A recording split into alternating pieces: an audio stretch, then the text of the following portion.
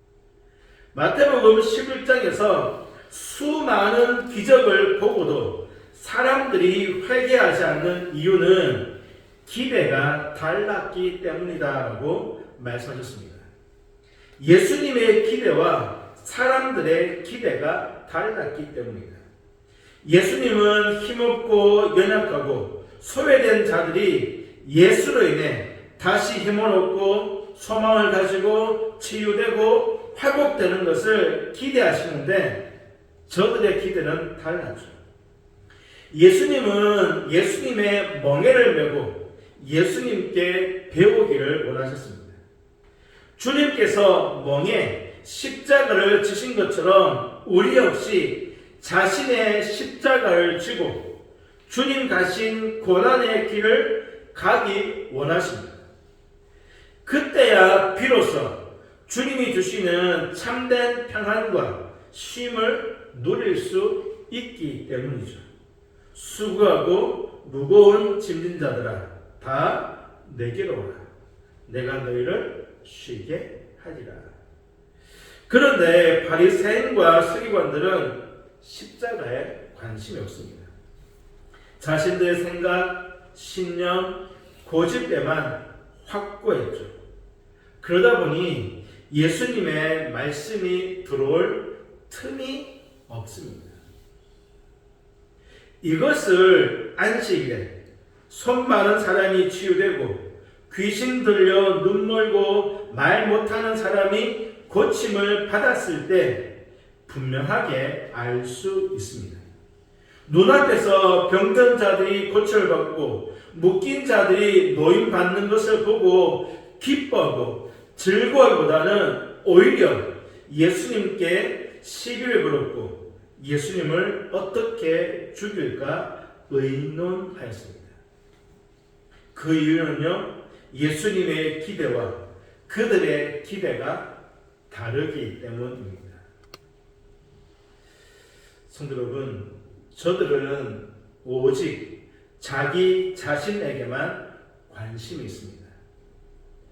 자신들만 율법을 지키고 자신들만 복을 받으면 되고 그것을 통해 오직 자신만 사람들의 인정과 존경, 높임을 받으면 그만입니다.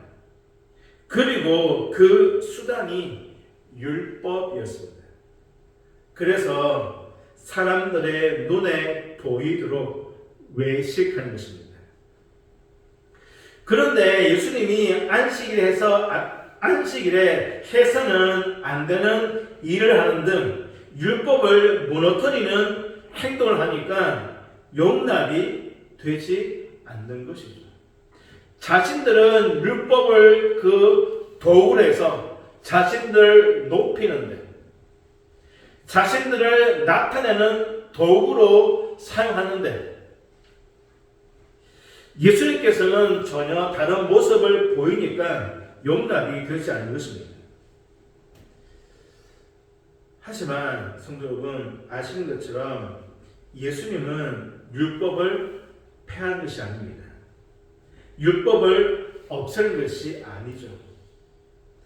바리새인과 서기관들이 율법의 참뜻 하나님의 마음을 제대로 알지 못한 것입니다. 하나님이 원하신 것은 제사가 아니라 다른 사람을 향한 긍휼, 자비, 인애였습니다.